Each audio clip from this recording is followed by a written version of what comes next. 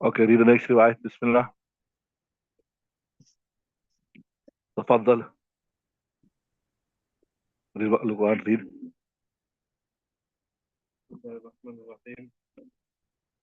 عن جابر رضي الله عنه قال كنا مع رسول الله صلى الله عليه وسلم حتى نزلنا. إذن وعن زيد بن أبي عبيد. That according to my kitab is hadith number 17. Your kitab is hadith number. Just see if you got the right hadith here for me. You carry on, read. Bismillah. Watch the check this up.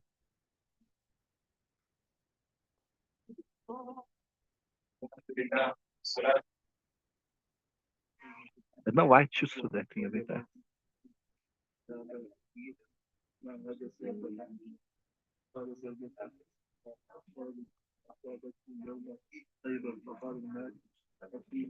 أصيب أصاب يصيب مصيب أصيب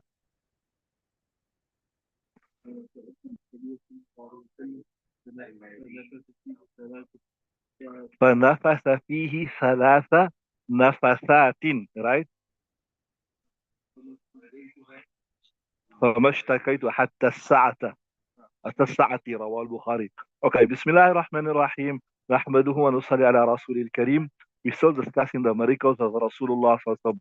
وأن يزيد. Remember when a noun comes on the fair scale, ne? It's غير منصرف, ne? That's right.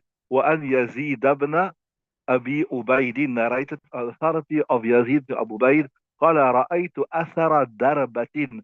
I saw the effect of a strike في ساق سلمة بن الأقوى, on the shin of Salmah ibn Aqwa, right? So you saw like maybe a strike with the sword or whatever, you know, right? فقلت يا أبا مسلم, I said, oh أبا مسلم, ما هذه الضربة? What is this mark, this strike? قال ضربة. This is a strike, right? Or what's a nice word? Anybody got the effect of a, like you've been hit with a sword, whatever. What's a nice word? Anybody got a better word? A wound, a strike, uh, what? Scar. Okay, perfect. That's Jazakallah. هذا ضربة. This is a scar. أصابتني يوم خيبر. That afflicted me, it got me. يوم خيبر is a ظرف, ne? فقال الناس, people said, أصيب سلمة. Tell me if you got سلمة or سلمة, whatever it is. One is, huh? Salama. Yeah, this, you must not confuse this with Salma. Seen with the alif and meme and ya maksura. That's a feminine name, you know.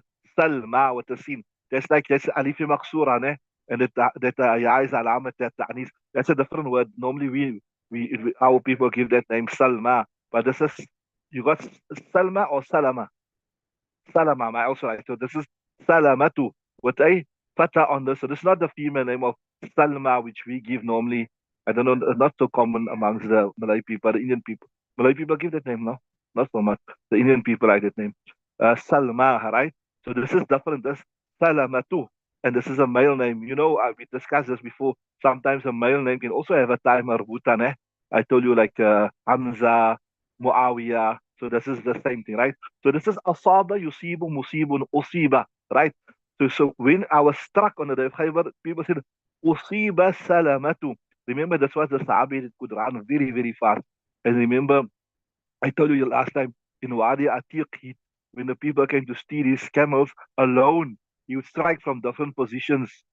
They thought the whole group is attacking them, but one person. The last time we went to Medina with Abdullah Jina, he took us to this Wadi Atiq. He normally has a sausage braai there, but he come and give you vianas on the braai. Ice cold, right? Usiba Salmatu. So people said Salma has been struck. فأتيت النبي صلى الله عليه وسلم. I went to Nabi صلى الله عليه وسلم. فنفث. This word here, nafa, the same like you see, min sharrin nafathati fil uqad, right? I'm going to tell you a little bit about this when we finish now. So he blew, like how we say in Urdu, say jar punk. What is it in Urdu? Jar punk. And also we say to make dam, right? But I'll tell you a bit about this a bit more now, right? فنفث فيه ثلاث نفثات. He blew in 3 times and right, and he done some charpung for me. فما اشتكيتها حتى ساعتي, and I never complain about this till today, right? Despite that wound. after Nabi Sallam read and blew on me, Rawahu al-Bukhari, Imam Bukhari narrates this particular right. Okay, there's two, three things I want to tell you. The first thing I want to tell you is this, that the relevance, I told you, whenever you do the hadith, inshallah, this kitab, whatever kitab you're going to do, Bukhari, Sharif, whatever, look at the relevance of the hadith of the chapter. The relevance of the hadith of the chapter is quite obvious. The miracle of Nabi Sallallahu he read something and he blew. Nafas also means sometimes, the ulama explain, this a little saliva must come out. You know, I told you extra things we're doing. That you know when it says in the hadith speak about you must read and you must blow on your side, etc. So there they say you must blow to such a few drops of spit also come. You don't have to make a big gulp now, right? But you say, you read, some spit must come also out. The ulama explained that, right? So this is to read. Nafasa means to read and to blow, right? And so the miracle is that Nabi Sallallahu read and he blew on his shin and he never complained about that ever afterwards. So this is the miracle. This is the miracle that is there. Now, what I want to tell you is, remember we discussed before, I told you about sihr, etc., ta'weez. Actually, all comes, if you look at sihr, right? Look at me 1 second. Sihr, you look at ta'weez, whether it's in a written form. This here is, you can say ta'weez in a verbal form, right? And you look at sihr, ta'weez, and we call this here jarpunk in Urdu, or to make dam, etc. They have all the same principles. If you understand these principles, I tell you, then you can unravel all of them. The first thing is, if the thing you are reciting is kufr, it is kufr, right? If the thing you are doing it is a big sin, it's a big sin, right? But if you are reciting something which is not a sin, you're making a dua which is not proven from the Quran and Hadith, like it's not proven, then it's permissible, right? And then obviously, if you're reading something from the Quran and Hadith, then it is sunnah, right? So all of these things, whether it's reading and blowing on somebody, whether it is writing a ta'weez, whether it's doing some amal, these are your basic principles, as long as it is not kufr, right? And many a times I told you, many of these ta'weez, the stuff you recite, you don't know what it means because this come from, as per the Quran, the science was created at the time of Sulaiman alayhi salam, Harut wa Marut. So sometimes you don't know. There also the ulama say it's not permissible to recite it. Why? Because it could be kufr, you don't know. So two things. One is it must not be kufr, right? And also it must not be ambiguous. You don't know what you're reciting, right? The second thing is you must not consider it to be mu'athir bizat. You must believe that Allah Ta'ala does, the thing doesn't do. Then it is fine. So whether it's a ratan tawiz, whether it's a jarpung, whether it's a amal you are doing, whatever. And then what's our proof for this? There is another riwayat that will come in Bukhari Shareef also, that once Sahaba Ikram were traveling, right? And then they came across the chieftain who was sick.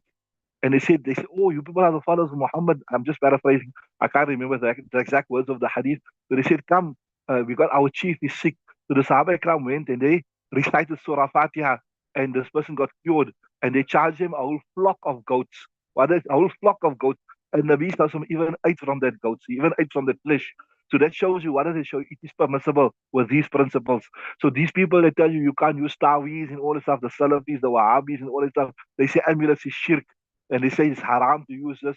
Yeah, we agree with them. We agree with them that it's still the best to recite yourself.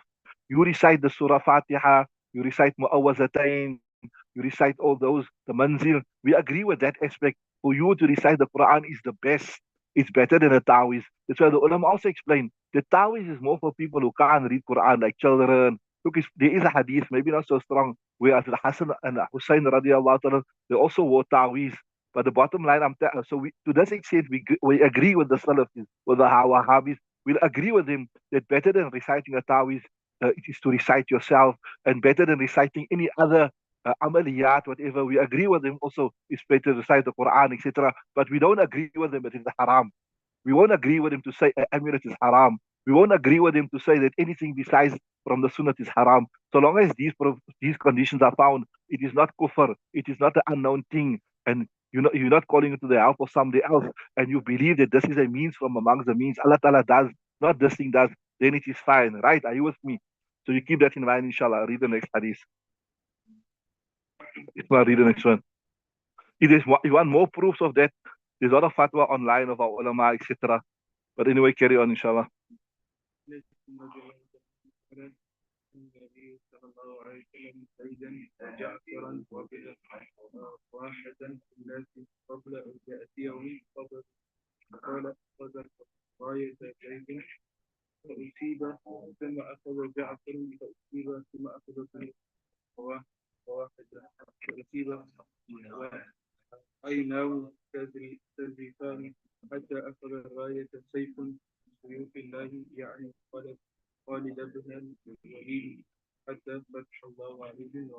Okay, this is a very interesting hadith. Bismillah ar-Rahman ar-Rahim. Anas narrated on the authority of Anas. Na'an Nabi Noon Ain Ya. Na'a means to give the sad news of the demise of somebody. It's the Na'a ya Na'a. Say Nan'a, we give the sad news. So Na'an Nabi Sallallahu Alaihi Wasallam. This was a battle where the Sahaba Ikram had gone to Muta. They were fighting with the Romans. So Nabi Sallallahu was in Medina, and these people were out in Muta and they were fighting. So Nabi Sallallahu gave the sad news. Na'an Nabi Sallallahu Zaidan, that Zaid passed away. And this is the order. Nabi Sallallahu said, look, Zaid is in charge. If he pass away, Ja'far will be in charge. If he pass away, then Ibn Rawah will be in charge. Right? He will take the flag. He will be the commander. So Nabi Sallallahu gave the sad news that Zayd has been martyred. Then he gave the sad news that Ja'far has been martyred. Then he gave the sad news that Ibn Rawah has been martyred. He gave this news, Lin Nasi. So Lin Nasi is muta'alaq to Na'a. Remember, Jar Majrur is always muta'alaq to somebody, right? So قبل أن يأتيهم خبر, before the information to come to them. Remember, in those days, obviously, information travel very, very slowly by horseback. So they are far away, not like here today. In an instant, in half a second, you send a message to several places in the world. So before the information came, as it was happening, like how they say, you get live, it was live. When something happens live information. فقال then Nabi Sallallahu أخذ الراية زيد. This is what he said. The Zayd took the flag. فأصيب, say أصاب يصيب, he was struck. Ne? أصاب, right? He was struck. ثم أخذ جعفر. Then as Ja'far took the flag. فأصيب, he was also struck. ثم أخذ ابن رواحة. Then Ibn Rawaha took it فأصيب, he was also struck. وأينان تذرفان. So this is hal. What is this hal? Wow, haliya, right? And so Nabi sallallahu alaihi wasallam was giving this information whilst his two eyes tazrifani, was welling up with tears. Then he said, Hatta akhadha rayata sayfu min suyufillah. If I remember correctly, this is the time when Hazrat Khalid got this name. He said, now the sword from amongst the swords of Allah Ta'ala took the banner. He was in charge, right? Right? يعني was Khalid ibn al-Walidi, Khalid ibn al-Walid, حتى فتح الله عليهم. Allah Ta'ala conquered Allah Ta'ala granted victory upon them, يعني upon the enemy. رواه البخاري. Imam Bukhari narrates this particular riwayat. So the relevance of this hadith or the chapter is quite obvious. That obviously Nabi Sallam gave them information in real time. Real time means immediately. You don't have to wait for the information to come all the way, right? I told you this was the story of the Battle of Muta. If you want more information, you must check Ghazwat Muta. Now you must remember, inshallah, Allah Ta'ala make us see that day. In Bukhari Sharif, there's a special chapter called Babul Ghazawat, all the battles of Rasulullah. It is the third part of Bukhari. Our Ustad Mufti Jalil. He should teach us with a lot of great animation. So inshallah, we will do that in detail maybe next year, whatever. Bukhari Sharif, Kitab al-Ghazawat. So in Kitab al-Ghazawat, we'll discuss all the battles of Nabi Sallallahu. So this was the Battle of Muta. And interesting, this was interesting the first time that the Sahaba Ikram had left the Arabian Peninsula and they'd gone to Sham. And Muta, I think if I remember correctly, this place is still there. You can go see today. And this was in the 8th year of Hijri. This was a very, very intense battle. Here, according to Islamic historians, you had 3,000, listen nicely, 3,000 Sahaba Ikram that squared off with 300,000 Romans, subhanAllah. Nabi Sallallahu was not with them. He was in Medina, but as a miracle, he was informing them.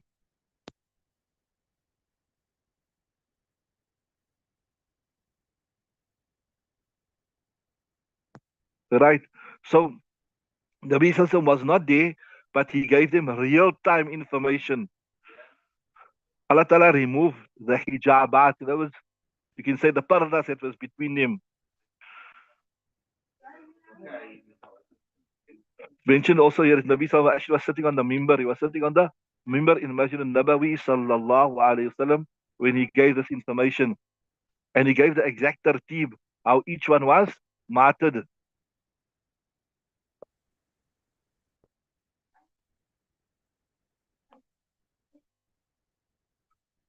Hazrat Zaid, Hazrat Ja'far, Hazrat Abdullah ibn Rawaha, each one succeeded the next one. And then Hazrat Khalid bin Walid radiallahu ta'ala anhu took control. So yeah, it's mentioned in a Shara that it isn't that the Muslims actually vanquished um, the Romans at that point in time, but what had happened was the Muslims were surrounded. There were only 3,000, and they were surrounded by 300,000. So Hazrat Khalid bin Walid, he managed to extricate the Muslims. He managed to take them out because it was going to be a slaughter. What was it going to be? It was going to be a slaughter, open slaughter. 3,000 and 300,000. They were totally surrounded. So he managed to break the ranks of the Romans and take the Muslims out successfully and remove them and save the remaining of the Muslims. You understood that? If you study so Fatahaya doesn't mean that that 3,000 managed to conquer 300,000, but it means he was able to save. Besides those that were made shaheed, the remaining people, he was able to extricate them, he was able to deliver them safely, and then return to Medina to fight another day. If I remember, if I correctly, must remind me now. I think in Qasas, they say when they came back to Medina, the people said Farrarun, that they fled. So Nabi said, La Farrarun, Karrarun, that they never flee the battlefield, or they just came home to fight them another day. And if you study the history of the battles in Sham, subhanallah, amazing. It's epic how Khalid bin Walid, and that's actually a miracle on his own, because Khalid bin Walid is actually the one who broke the backs of the same person here. So that's another miracle in his own. That's a miracle in his own. That Nabi Sallallahu La Farharun, Karrarun. I remember this now from Dresa days. La Farharun, Karrarun. No, they never flee the battle. They're gonna go back, and that's a miracle in his own. That Nabi Sallallahu Alaihi Wasallam, or rather Khalid bin Walid, as Nabi Sallallahu predicted, he went back under the command or in the Khilafat of Umar, and he's the main one who broke in Qadisiyah, in those places. You must read this. Interesting. You read the history of Umar radiallahu anhu. He broke the back of the Romans. So that was a miracle on its own, right? And I told you to give info, like how you say, what they say, um, what's that word in English? Obituary. What you call it? Oh, obituary. When in the paper, you see the people who pass away. What's it called? OBT, I'm not pronouncing it. Huh? Obituary. Obituary, right? Obituary. You give information of the death of somebody. Obituary, right?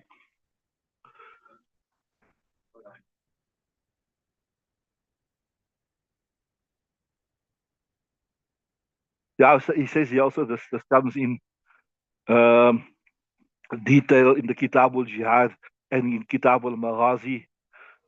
You'll see it there. Obituary, Jazakallah, right? I hope the pronunciation is right. To give the information of the death of somebody. So here also, Mufti Saab say that this is not some people claim that Nabi Sallallahu had absolute knowledge of the unseen. Yes, Allah Ta'ala at times gave him some information of the unseen, but it doesn't mean he had absolute knowledge of the unseen. Only Allah Ta'ala has absolute knowledge of the unseen. He said, what's it verse? Inni la a'lamul ghaib, right? So yes, he had more information than anybody else. In fact, after Allah Ta'ala, Nabi Sallallahu had the most information with regards to everything. But that does not mean he had complete knowledge of the unseen. Right, we can read the next riwayat, inshallah.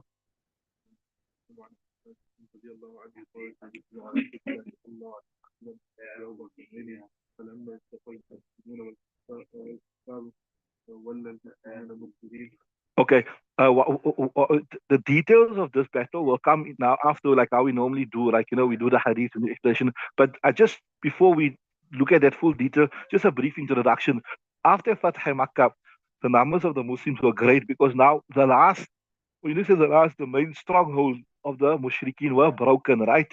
And then a lot of the mushrikeen accept, oh, okay, the people that hadn't accepted Islam, is it, they joined the Muslims, right? And then from here, there was still a tribe, there were still some tribes out of Makkah that hadn't accepted Islam as yet, right?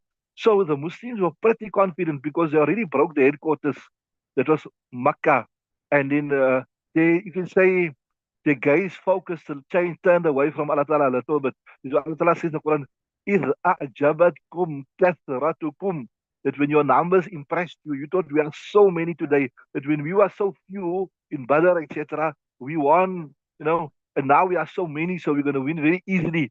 So Allah Ta'ala says, إِذْ أَعْجَبَتْكُمْ كَثْرَتُكُمْ, when your numbers impressed you, and you repose your reliance on your numbers, right? So we'll do more details about this. For a moment, the guys turned away from Allah Ta'ala, and as a result of that, they suffered a temporary setback.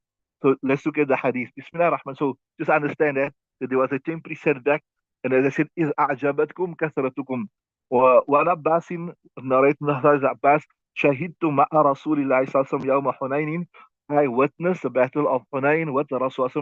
فلما التقى المسلمون, when the Muslims and the Kuffar met, وَلَّا الْمُسْلِمُونَ مُدْبِرِينَ. وَلَّا يُوَلِّي, to turn. So sorry, to turn. And mudbirin, adbara means to show your back. When does a person normally show your back? When he's turning away from you. So you can say, a nice way to translate is, the Muslims, walla, turned, mudbirin, showing their back, right? Carry on.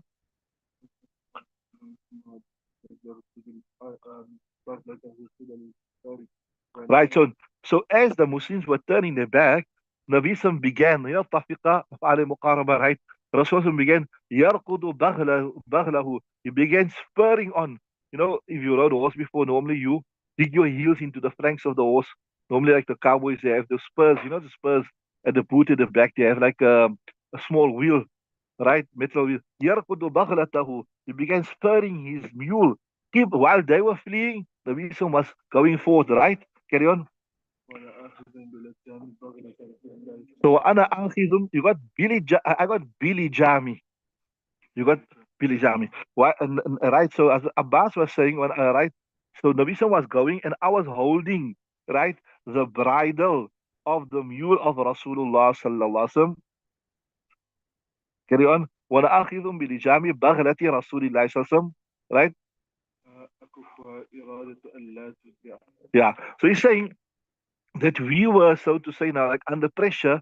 أكفها إرادة ألا تسرع.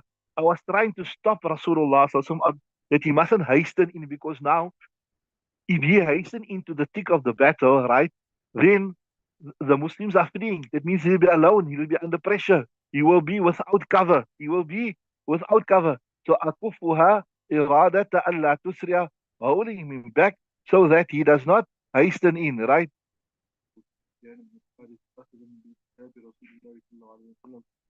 Right. And then you go, Abu Sufyan, akhidhum birikabi Rasulillah sallallahu alaihi wasallam, whilst Abu Sufyan, he was holding on to the stirrups of Rasulullah sallallahu alaihi wasallam, right?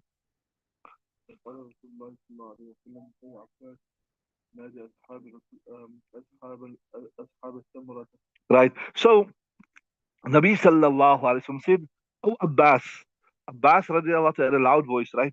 Nadi ashab samurati, call the people of Samura, right? Right. And so as Abbas says, right, then this wakana rajulan sayyitan, this is like a jumla mu'tariza or hal. Then as Abbas saying, and he was a person of a loud voice. So that's why Nabi Sam said, call out. This was a strategy you see also in jihad, just to understand the translation nicely. See what would happen is, in the time of Nabi Sallallahu, they would be divided into groups. And then with the idea that each group must compete with the next group to do better. You understand what I'm saying? So like that, you also do, like, maybe if I want people to get maximum performance from you, I say you are the fourth years, you are the third years. Let's see what the third years, what they can do, what the results they can produce. Let's see what results the fourth years can produce. So you create some type of competition between them. to stimulate them. So this was also when Nabi Sallallahu Alaihi Wasallam, from the hadith you learn also, you divide them into groups. And so now you call out to Ashabu Samura. We're going to discuss just now who is Ashabu Samura. That you would like, while the rest of the people are fleeing, show them that you are not fleeing. You're going to defend me, right? Like how you, like, if you want to simulate competition between two people, so I say, look, man, just show this guy you can do it. Maybe so you do it, even though it's difficult, but just do because you've been now what you say, dead or you're tempted, so you do it. So same thing. وَكَانَ رَجُلًا صَيِّتًا. So as Abbas radiallahu ta'ala was a person of a very loud voice. So he's saying, فَقُلْتُ, carry on. So I screamed out with the loudest of my voice. Right, sorry. Right. Where are the people of Samura, carry on?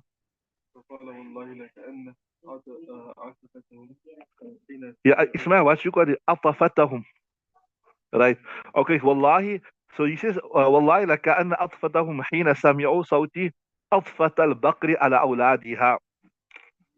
Uh, just to understand this, what I'm saying, you see, I don't know if you see sometimes when the mother animal is threatened, then how violent or vicious or aggressive it. Sorry, when the baby of the mother, when the maybe like you can say a buffalo or whatever, when the baby is threatened, how protective the mother becomes, you become very, very aggressive, isn't it? Right? Even in the human race, maybe even that if the baby is threatened, the mother becomes very, very aggressive. You can do anything to me, but don't touch my children. So here, in Arabic language, that the aggression is also likened to the aggression of a buffalo or an animal when its baby or its young or its offspring is threatened. So before I translate, what he's saying here is that when the Nabi Sallallahu called out by their name, "Oh Ashab Samara," then they showed so much aggression and they showed so much vigor, like how when female, the female buffalo or the female cow is offering is threatened, how aggressive it becomes. This is how aggressive they became. You understood that? So see there. Wallahi لكأن أطفتهم, as though atfa literally translates as affection maybe, but here you mean that aggression that comes about as a result of the affection for the child. So you can say the aggression, affection. So wallahi, as though the atfatahum, like the aggression حين سمعوا, when they heard my voice, as Ibn Abbas saying, they became so responsive or aggressive when they heard my voice.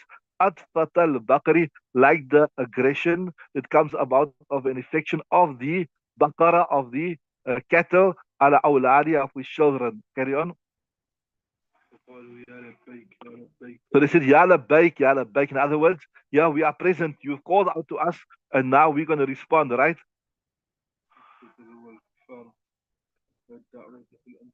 Right. فَقَتَتَلُوا وَالْكُفَّارَ. I'm going to give you the tarkib of this. So they fought then very bravely, the kuffar, right?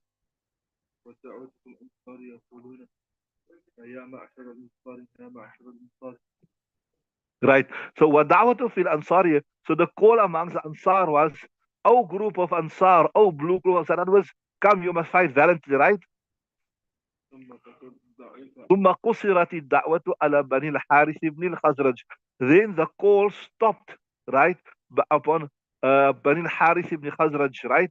I'll explain all this now when we do the explanation. Carry on.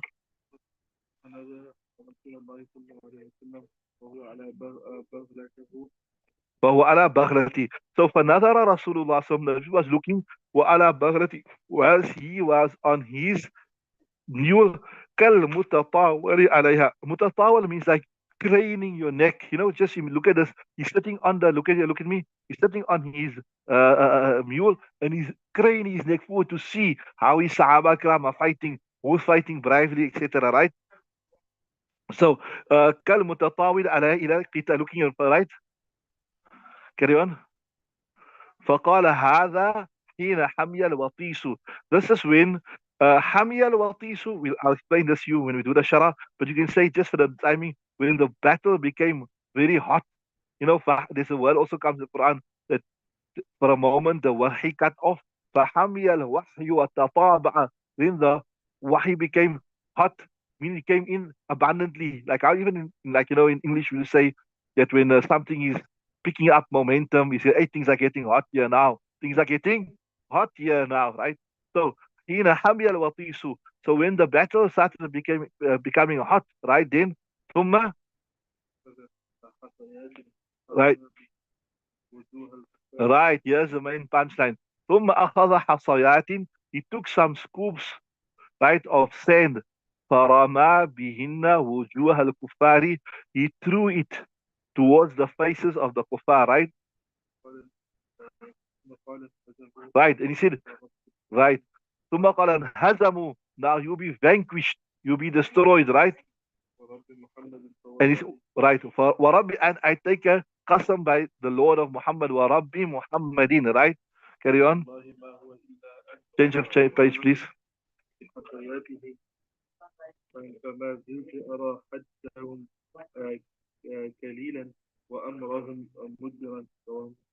Right. Okay, so he's saying, so Nabi said, Warabi Muhammad, Wallahi, ma huwa illa an ramahum, that as Ibn Abbas saying, I take a qasam by Allah Ta'ala, ma huwa, it was not that except that illa an ramahum, he was Rama throwing in their direction بحصيات with the scoops of sand فما زلت رأى حدهم, and I continued seeing, right?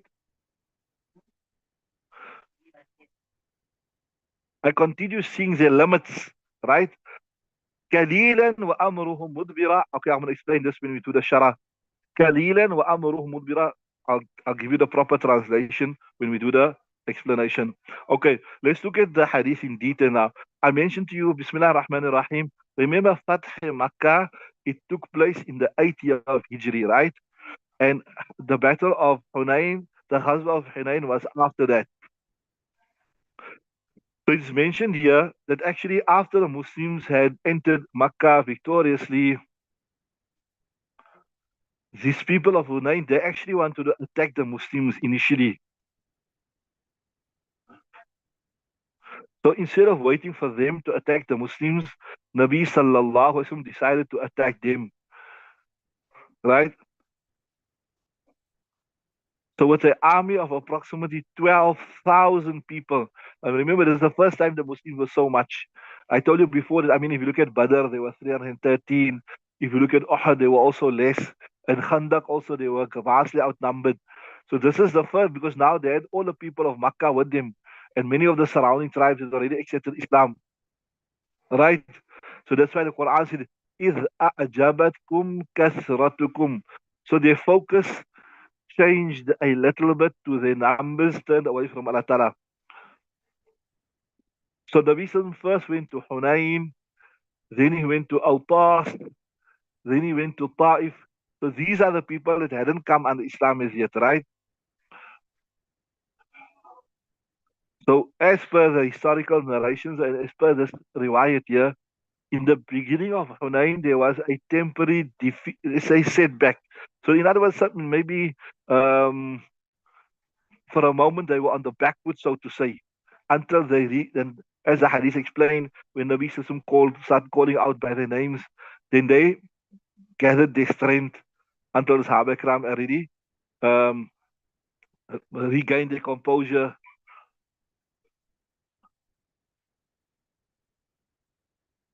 But throughout this, he has mentioned that Nabi Sallallahu never even go one step back, despite certain people being losing their composure and wanting to retreat, as the hadith clearly says, Nabi Sallallahu was spurring his view going forward. Yeah, he's mentioned even not even one step back. And here is like this one, that when he says akufuha iradata Allah tusri'a. So as Abbas radiallahu ta'ala anhu, in his mind he thought, look here, it's foolish for us to go alone right in. Whilst we got no backup, we got no cover. He didn't want to expose Nabi sallallahu alayhi wasallam, leave him completely exposed. But the bravery of Nabi sallallahu alayhi wasallam was legendary. Instead of retreating, he wanted to go ahead.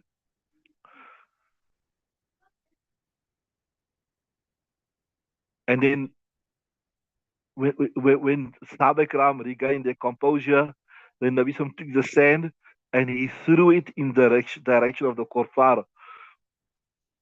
And here also it is mentioned that some angels came down to assist. So this rakada yarkudu, I told you, like to spur on your horse. That word there is yarkudu baghlatahu, to spur on your conveyance, to make it run, etc. Then I told you, ashabu samura. Who are the ashabu samura? I did make a reference to this to you in Bayatul Ridwan, when the rumor had spread that Al Uthman radiallahu ta'ala anhu was killed by the kuffar, but he was not killed. Nabi Sallallahu became very much annoyed for two reasons. One reason, obviously, he was the son-in-law of Rasulullah Sallallahu, and it was against protocol to kill an emissary. Like, you got a foreign dignitary, like you get an ambassador, etc.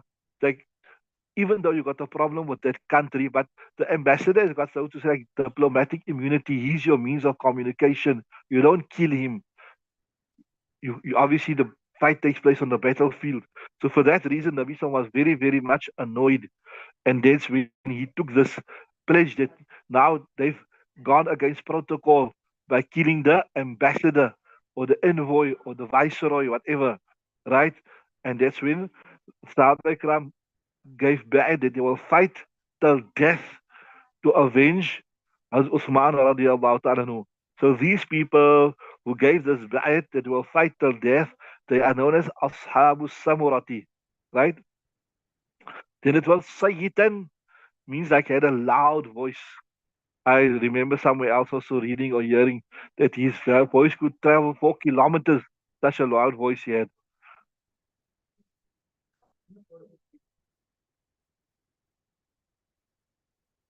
So here in the Shara they say, from amongst all the animals, the one that is most protective over its young is actually the cattle, the cow, right?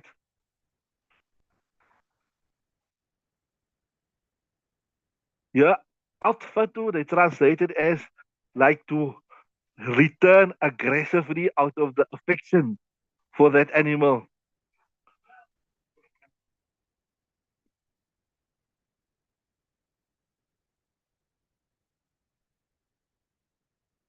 So when Nabi sallallahu alaihi wasallam called out to them, so they returned to the battlefield was, so to say, like the charge of the cow to protect her young, right?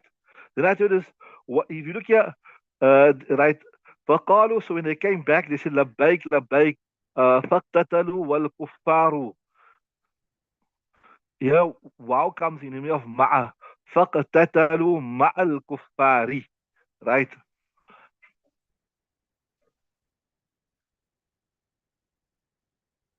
Then the next, right, what da'watu fil, so you got it right. فاقتتلوا مع الكفار. والدعوة في الأنصار يقول يا معشر الأنصار يا معشر الأنصار ثم قصرت الدعوة على بني الحارث. So this دعوة في الأنصار means that Nabi sallallahu alaihi wasallam was calling on the Ansar, because remember the Ansar they agreed that they will protect Nabi sallallahu alaihi wasallam. So then, so initially the call was, "Oh Ansar, you need to respond to the call of Nabi sallallahu alaihi wasallam." So Ansar obviously is a big group, right? So this is what mean follow. Ansar is a big group, so the call was given for all the Ansar. But after that, Nabi sallallahu alaihi wasallam started calling subgroups within the Ansar.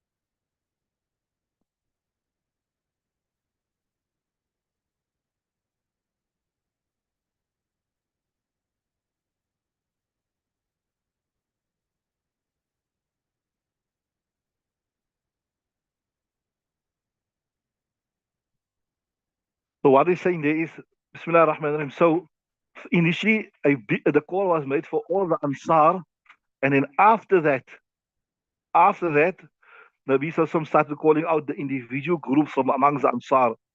Right? That's what he's saying.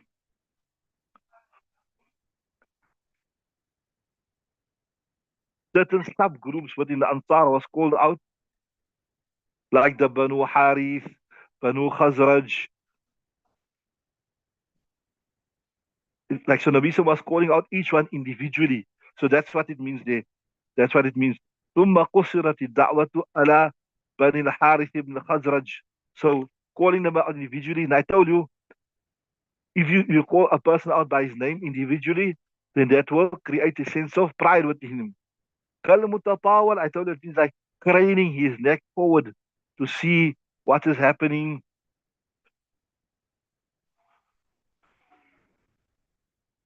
Then this word here, I told you, هذا حين حمي الوطيس. Watis means like an oven. What does watis means? An oven. So like how I told you in English also, you say things began getting hot, things are heating up. So same thing here. It means like the oven was getting hot.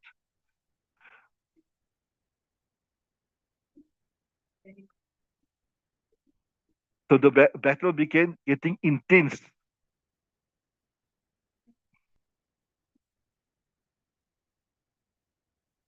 So this is the full meaning. هذا القتال حين حمي الوطيس. So this was the fighting, the severe fighting, when things began getting hot.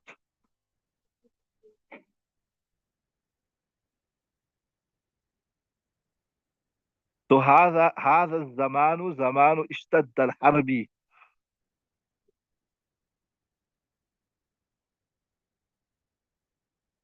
Then Nabi said, in hazimu wa rabbil Kaaba. So sorry, I translated this wrong earlier. In hazamu, it's not a amr, it's a mazi. In hazamu means Nabi Sim saying they have now been destroyed. So it's, you understood that? It's not in hazimu, it's in hazamu. They, what you got in your kitab just check there is in hazamu, right? They have now been conquered, they've been destroyed.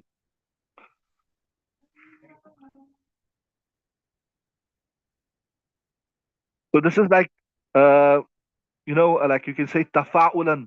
Sometimes you say something as a good omen that now they are finished, inshallah. Like how Nabi Sallallahu said, Al-an la yaghzunana wa naghzuhum. Now they won't fight us, we will fight them. So Nabi Sallallahu saying, now we're going to, they have been destroyed.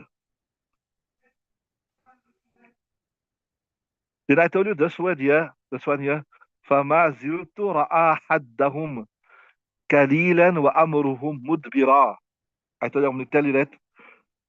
So yeah, حَدَّهُمْ, to see haddu means فَمَا زِلْتُ أَرَى حَدَّهُمْ. I saw the sharpness of their blades. And then قَلِيلًا means I saw the sharpness of their blades getting weaker. Right? So in other words, the strength was breaking. You understand? قَلِيلًا فَمَا, right? So in other words, they were losing their power. And then, so in other words, say, had means the sharpness, and قَلِيلًا means getting weaker, weaker. So slowly, slowly, they were being vanquished. Mudbira, Mudbira, I told you, it means fleeing, getting weak, fleeing the battlefield, etc. Okay, so I hope we covered all the difficult words. I think I covered all of this. Any word that is still not clear there, inshallah, you can ask me, but I think we've covered all the difficult words. So the relevance of the hadith here is with the chapter, like I told you, is the miracle of Nabi Sallallahu Alaihi Wasallam. Normally, if you throw sand, you can only throw to a certain distance. But when you throw sand and it goes into all the people's eyes, that is something which is out of the ordinary. Is khariqul ada. So that is the relevance of the hadith of the chapter. And added to that also, you learn about the bravery of Rasulullah sallallahu alaihi wasallam, that when everybody else was fleeing the battlefield, Nabi sallallahu alaihi wasallam was going on and on. So Rawah Muslimun, Imam Muslim narrates, right? Walil Bukhari, sorry, sorry, that's the next hadith, sorry. Okay, so yeah, so we also learn about the bravery of Nabi sallallahu alaihi wasallam. Remember, in order for a person to be a Nabi, he need to field. If he had to show weakness, then people say, what type of Nabi is this that he's showing weakness? So a Nabi normally excels in every particular field so that people are impressed with him. Okay, we stop there, inshallah. Now we're going to do the tafsir. We'll continue with this tomorrow, inshallah.